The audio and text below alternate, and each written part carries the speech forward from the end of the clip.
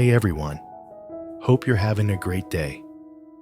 Today we're diving into The Mother's War, where Uri and Tu Tieu's love is tested by two storms, the rising river outside and the harsher truth inside their families. From a cozy meal in a blue-painted house to a fierce showdown between two mothers, from a flooded worksite and slippery contracts to a vow that could break or bind a family, we'll unpack every choice, every cost, every heartbeat. If you enjoy deep, long-form storytelling, don't forget to subscribe so you won't miss the next episode.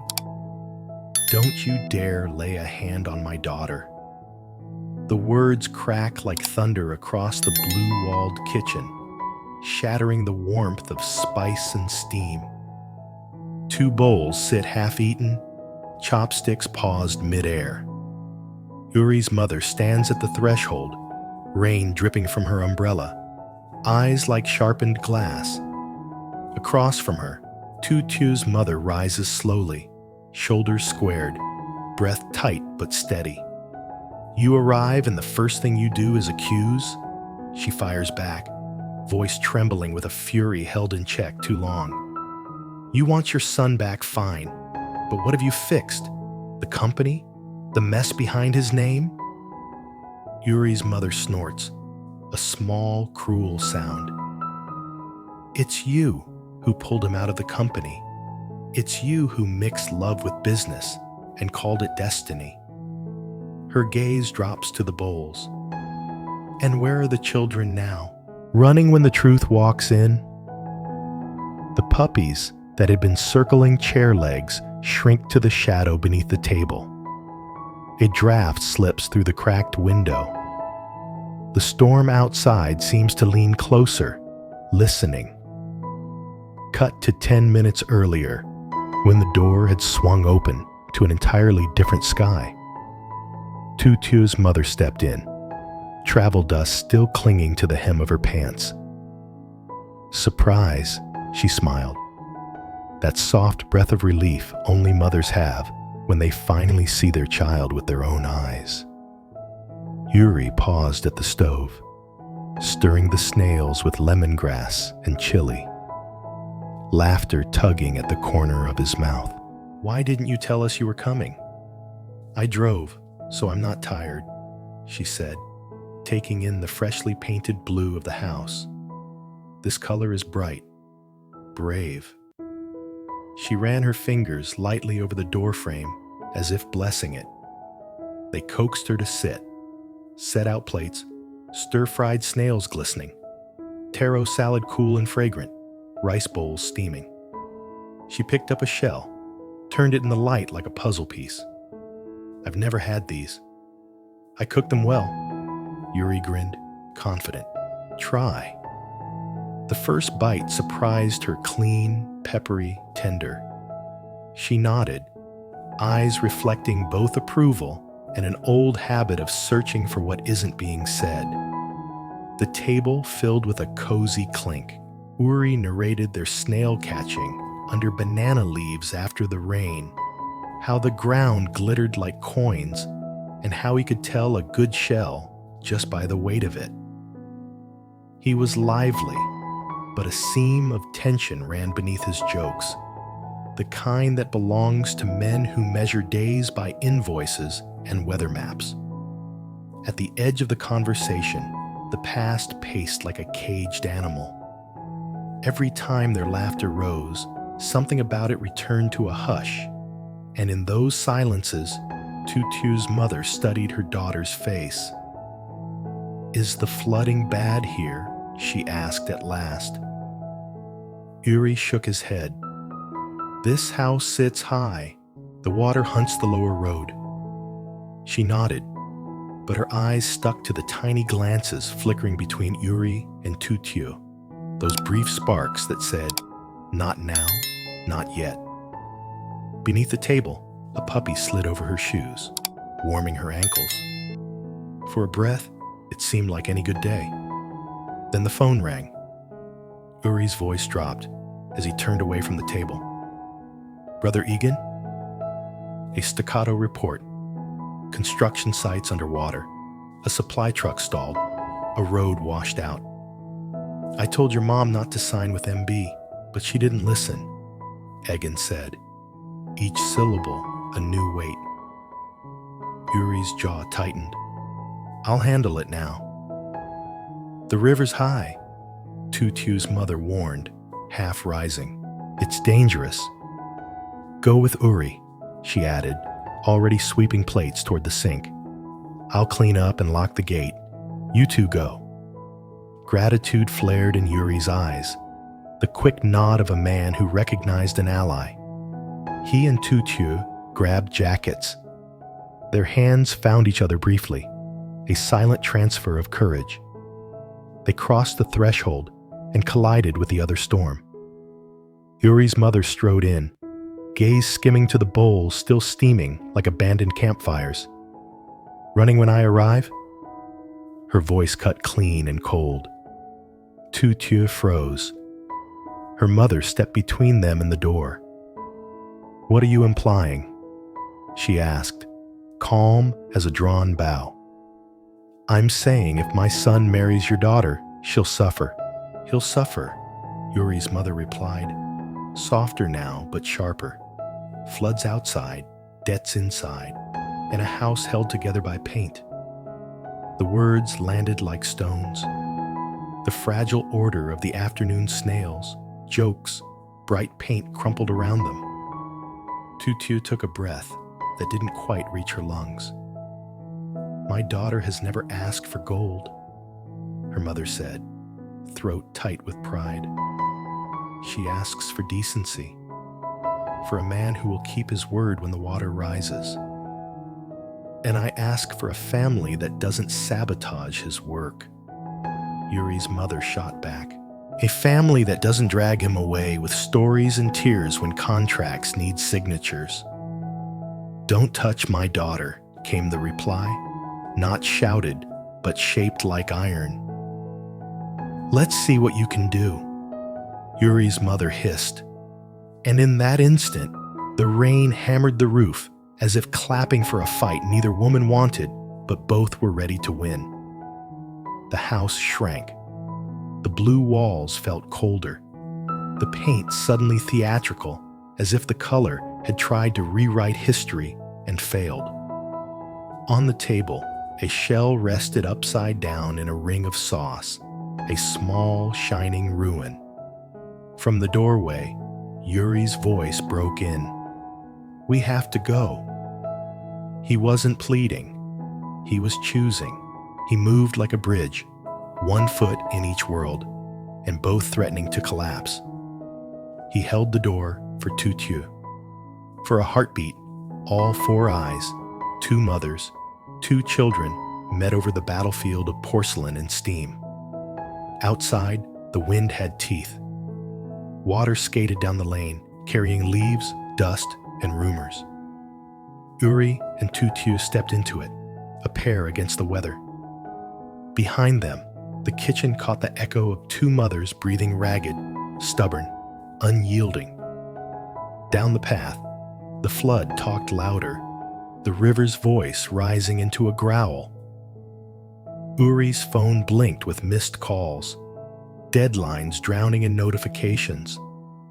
He slipped it into his pocket and reached for Tu Tieu's hand.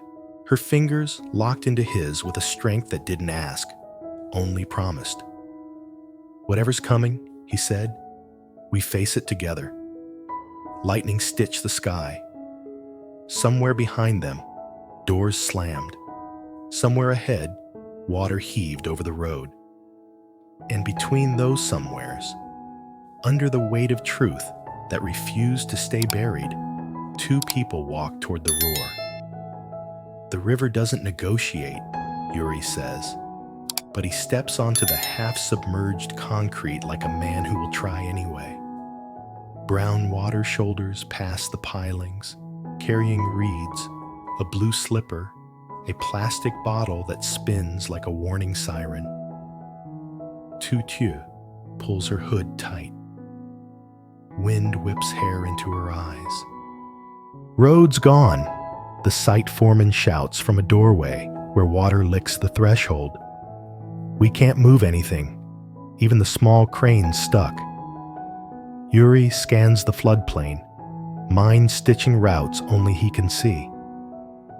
If we shift the materials to higher ground by hand. Too slow, the foreman cuts in. An MB's truck already turned around. Their driver said our contract doesn't cover acts of God. There it is, the name that keeps surfacing like driftwood. MB. Uri's jaw tightens. Get me the contract. The foreman fishes a damp folder from a dry bag, pages wrinkled, signatures intact. Uri flips to the clause he already knows is there and hates it anyway. He exhales, a thin white flag in the rain. We're not going to win time with muscle. We win it with a paper trail. He dials, voice steady. Sir, this is Uri. The site is underwater and the access road's impassable.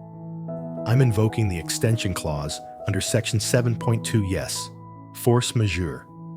I'll send photos and site logs within the hour. He listens to the pushback, nodding without agreeing. Then, calmer but iron. You'll get a revised schedule by tonight. We don't miss the real deadline. We pivot. He hangs up and immediately starts snapping pictures. Time stamp on, angles honest. Tu Tieu moves beside him, framing evidence, marking water lines with chalk on a brick column. Higher by 20 centimeters since morning, she says, breath clouding in the cold. Good, Uri replies. Not the water, the record. A motorbike coughs up the flooded lane, sputters to a stop. Egan jumps off, pants drenched to the knee. Your mom's flipping, he says instead of hello. She's calling suppliers, threatening to pull every discount we negotiated. They were my discounts, Uri answers, too tired to veil the sting. And MB? Egan lifts his chin toward the paperwork. MB's playing cute. Their rep says the addendum was verbal intent. Verbal intent doesn't pour concrete, Uri mutters. He hands Egan the phone. Film me reading the clause and pointing to the signature. Egan raises an eyebrow, but does as told. Uri faces the camera, rain needling his cheeks. This is for the record, he says, voice clean as cut stone. MB agreed to 7.2. We proceed under extension terms. No penalties, no blame games. We'll deliver safely. They send the clip to the client and CC everyone who might pretend later they never saw it. For a moment, the phone is a tiny lamp against a wall of weather. Then it buzzes again, a different name. Mother. Uri stares at the screen, the way a diver gauges a current. He answers, Khan. Are you at the site?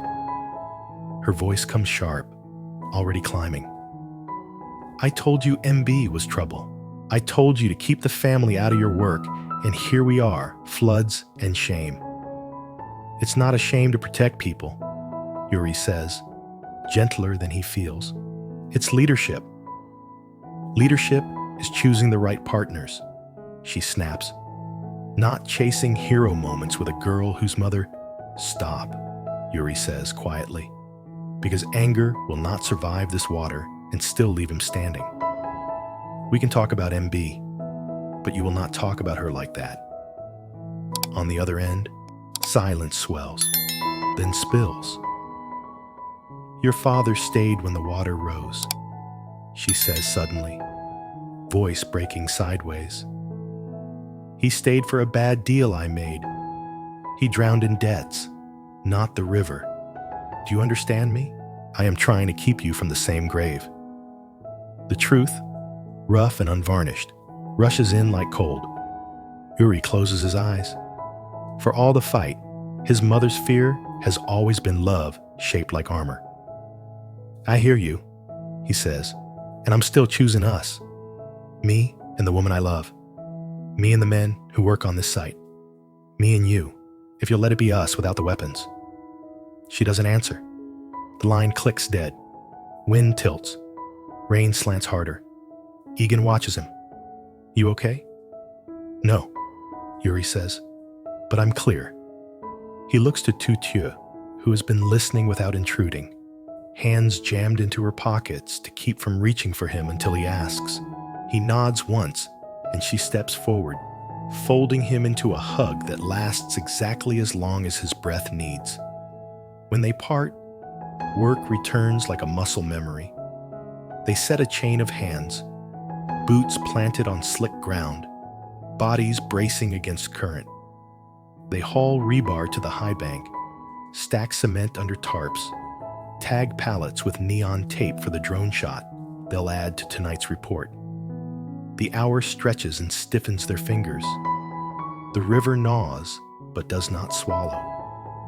By late afternoon, the sky goes from iron to lead. The water stops climbing, not receding, just considering. They take it as the truce it is. Go, Egan says, reading Uri's glance. I'll finish the logs. Talk to your house. House.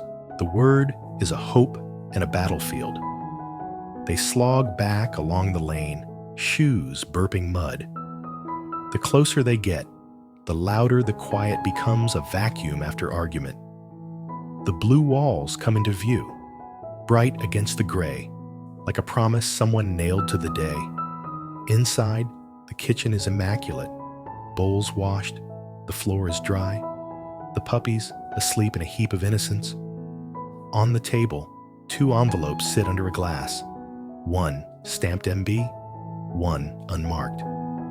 Tu Tieu's mother steps from the doorway, eyes tired, but not defeated. I waited, she says, enough time to cool the fire and warm the words. Before Uri can answer, his mother appears from the hall. No umbrella now, no sharpened glass, just a woman who has rehearsed 1,000 speeches and discarded all but one. I was wrong to enter this house like a storm, she says, meeting the other mother's gaze first. I am afraid. That is not an excuse. It is a confession. She turns to Uri. I signed MB for speed that became control. I didn't tell you because I didn't want to be the reason you distrusted the ground you stood on. The room holds its breath. I'm not asking for forgiveness tonight, she finishes. I'm offering my name to whatever the truth costs. Tu Tieu steps closer to Uri, fingers finding him. Storms pass, she says softly, but the sentence lands like a stake. And when they pass, what stands is what we chose. Uri looks at the 2 women, their spines, their stubbornness, their love that arrived dressed as war. He nods once, then picks up the unmarked envelope and slides out a single page. A new schedule, handwritten, signed by him, witnessed by both mothers if they'll agree. No one drowns alone in this family, he says. Not in debt, not in pride, not in love. Raindrops tick against the window, like a clock starting over. The puppies yawn and rearrange themselves. Outside, the river mutters, sullen but retreating. They sign.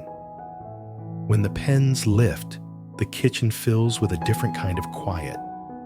The kind that follows a vow made without rings. The blue walls look warmer again, less like paint, more like sky. Tomorrow will bring phone calls, meetings, mud. It will bring MB pretending not to have heard, and Uri refusing to be unheard. It will bring 2 mothers sitting side by side, not because they agree on everything, but because they agree on the only thing that matters. Love that chooses, love that builds, love that endures. For tonight, the storm has told its truth and lost. Trong cuộc chiến của người mẹ, Một bữa trưa ấm cúng trong ngôi nhà sơn màu xanh bùng nổ khi mẹ của Uri đối đầu với mẹ của Tử Tiêu, lôi những vết thương cũ về kinh doanh, giai cấp và kiểm soát ra ánh sáng. Được gọi đến một công trường ngập nước, Uri và Tử Tiêu phải đối mặt với cơn bão thứ hai. Những lời hứa suông của MB, xe tải quay đầu và thời hạn bị nhấn chìm dưới nước dâng cao. Uri ghi lại mọi thứ, viện dẫn bất khả kháng và chọn lãnh đạo thay vì hoảng loạn. Một cuộc gọi căng thẳng với mẹ anh tan thành đau buồn. Bà thừa nhận rằng quyết định vội vàng của MB là do sợ mất anh vì nợ nần và tình yêu. Trở về nhà, cả hai người mẹ trở về không giống kẻ thù mà như một gia đình sẵn sàng ký kế hoạch mới trung thực. Uri tuyên bố tín điều: không ai chết đuối một mình trong gia đình này. Cơn bão dịu đi, những gì còn lại là một mối liên kết được lựa chọn kiên định, tình yêu đối mặt với sự thật, bảo vệ người lao động và cùng nhau xây dựng tương lai.